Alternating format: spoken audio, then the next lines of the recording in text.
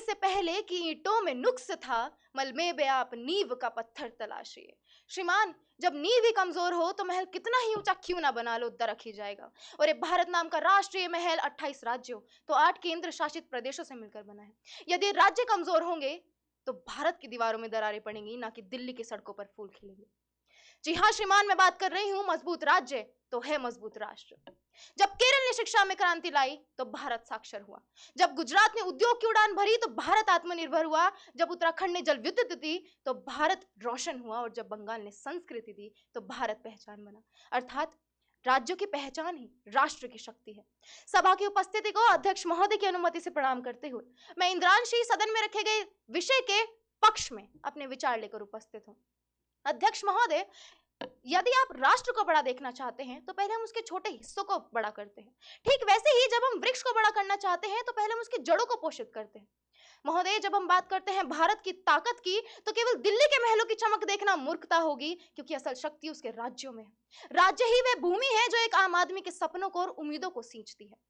श्रीमान, यदि ऐतिहासिक परिप्रेक्ष्य और आपका ध्यान आकृष्ट करूं तो हम देखते हैं ये वही देश है जिसमें कुरुक्षेत्र की रणभूमि में एक अदना सा सारथी जब राष्ट्रीय शक्ति का उपदेश देता है तो धर्म की विजय होती है। ये वही देश है जिसमें मगध का एक ब्राह्मण जब राष्ट्रीय एकता का संकल्प लेता है तो सड़क पर बैठे 5 साल के बच्चे को वह मगध का सम्राट बनाकर छोड़ता है।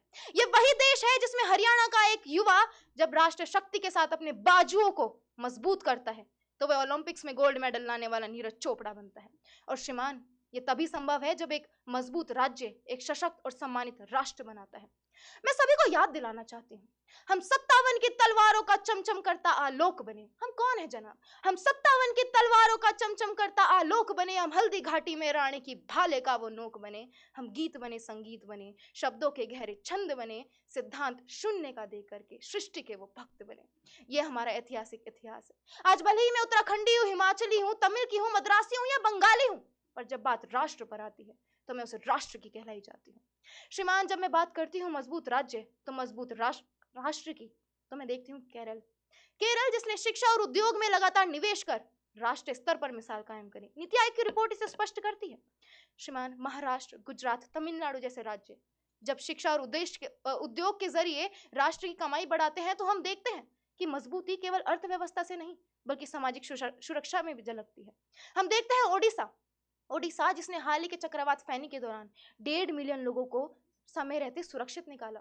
मैं बात करना चाहूंगी अमेरिका की, जहां टेक्सास की ऊर्जा, कैलिफोर्निया की क्रांति और न्यूयॉर्क की विद्युत शक्ति मिलकर सुपर पावर अमेरिका गढ़ती।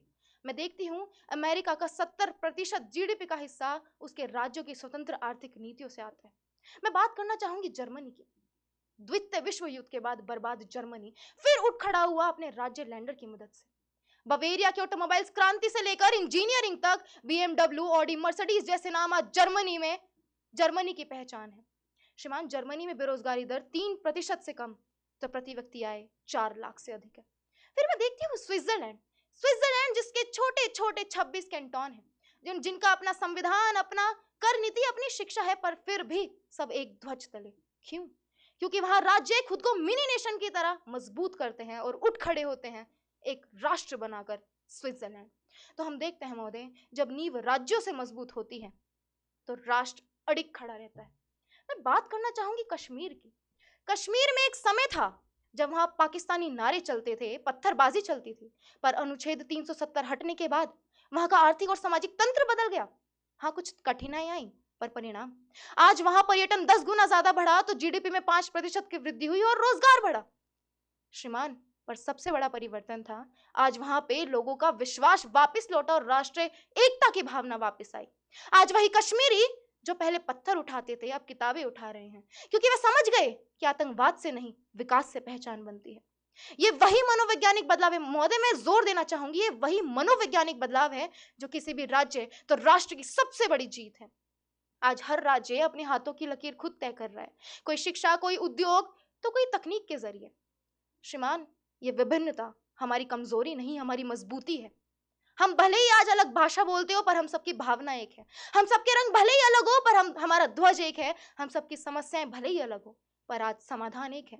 मजबूत राज्य तो है मजबूत राष्ट्र। और फिर कहते हैं ना, जब जड़ें मजबूत होती हैं तो आंधियां भी सिर झुका जाती हैं। श्रीमान, अंत में केवल यही कहूंगी कि जब पंजाब का किसान अपने खेत में अनाज बो रहा होता है तो वह केवल महाराष्ट्र नहीं पूरे भारत की थाली में परोसा जाता है। जब उत्तराखंड और हिमाचल के बागों से फल उतरते हैं तो वह दिल्ली और मुंबई की गलियों में मिठास बनकर बिखर जाते हैं। जब उत्तर प्रदेश और बिहार का मजदूर ईंट पत्थर जोड़ रहा होता है तो वह केवल शहर नहीं, राष्ट्र का भविष्य गढ़ रहा होता है। जब आसाम की चाय सवेरे हर घर में महकती है तो वह सीमाओं से परे उसमें भारत की आत्मा बसती है। जब कर्नाटका का बेंगलुरु विश्व को डिजिटल भारत की पहचान देता है तो तमिलनाडु की मंदिरों की घंटियां इस सफलता की गूंज में आशीर्वाद बनती हैं। यही तो शक्ति है। जब हर राज्य दूसरे का सहारा तो हर संस्कृति दूसरे की परछाई है। श्रीमान, ये केवल भूगोल नहीं, ये भाव है, ये बंधन है, ये मेरा राष्ट्र है।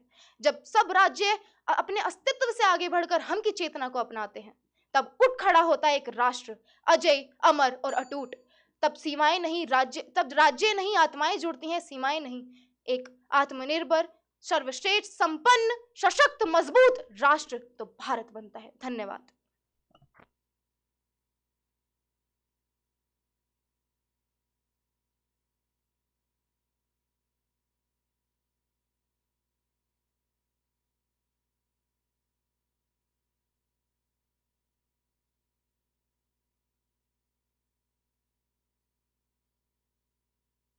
तो उससे राष्ट्र की प्रति व्यक्ति आय भी घट जाएगी। तो आप कैसे कह सकते हो कि एक राज्य जो है ना वो राष्ट्र बनाना है? बहुत बहुत धन्यवाद महोदय आपके इतने महत्वपूर्ण प्रश्न के लिए। तो जवाब देते हुए मैं प्रकाश कुछ इस प्रकार डालूंगी।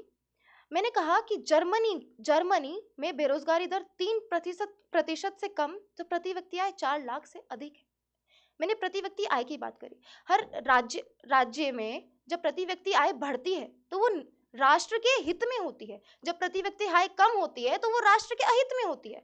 मैं सीधा यही कह रही हूं कि राज्य के मजबूत होने या ना होने का सीधा असर राष्ट्र पर जरूर पड़ता है।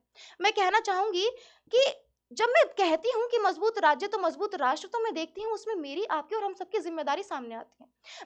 मुझे लगता है कि एक मजबूत राज्य तब मजबूत राष्ट्र बनाता है जब वहां महिलाओं की पूजा नहीं, उनका सम्मान होगा। जब वहां जाति धर्म के नाम पर भेदभाव नहीं, वहां पे सामाजिक सशक्तिकरण की बात होगी। जब वहां स्वच्छ भारत अभियान की केवल बात नहीं, केवल सरकार का काम नहीं, बल्कि सड़क पर चलने वाला प्रत्येक व्यक्ति हाथ बटाएगा, स्वच्छ स्वस्थ भारत को दिल से अपनाएगा। असल मायने में श्रीमान, मजबूत राज्य तो मजबूत राष्ट्र तब बनेगा जब एक गरीब बच्चा मध्याह्न भोजन के लिए नहीं बल्कि ज्ञान अर्जन करने के लिए सरकारी चौखट पर कदम रखेगा। महोदय, मैं कहना चाहती हूँ कि जैसे आज मैं वक्ता की भूमिका निभा रही हूँ, आप श्रोतागण की, तो कुछ निर्णायक गण की, वैसे ही जब राज्य में प्रत्येक नागरिक अपनी भूमिका समझ जाएगा तब उठ खड़ा होगा राज्य तो मजबूत राष्ट्र। मैं कहना चाहती हूँ कि जब शिक्षक अपनी सीएल और पीएल से परे हट सच में शिक्षा देंगे। Okay, okay, I have reply.